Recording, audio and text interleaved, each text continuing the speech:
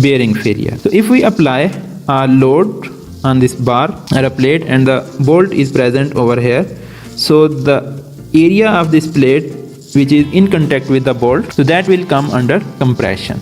So here we have a bolt, for example, so area just adjacent to that will come under compression if the tension load is in this direction. And because of this compression load, the material can yield.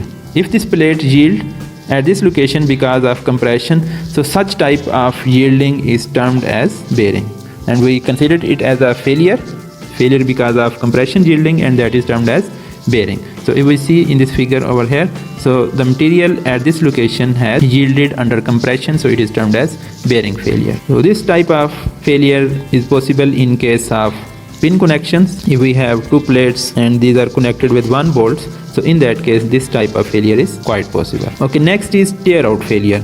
So it is similar to the block shear, but in case of block shear we have shear failure or shear rupture plus tension rupture or tension failure. So but in case of tear out failure, especially when the connection is a pin connection, we have a single line of bolts or single bolt, so in that case the material can rupture along the direction of this applied force at the edges of this bolt. So and this much portion of the plate can tear out of this plate.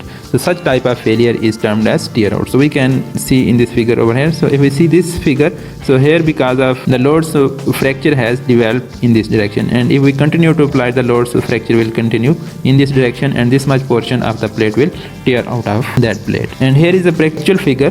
So here if we see this much portion has been teared out of this plate. So this happens mostly when we do not provide this edge distance, adequate edge distance. If the edge distance is not adequate, in that case tear out failure can happen.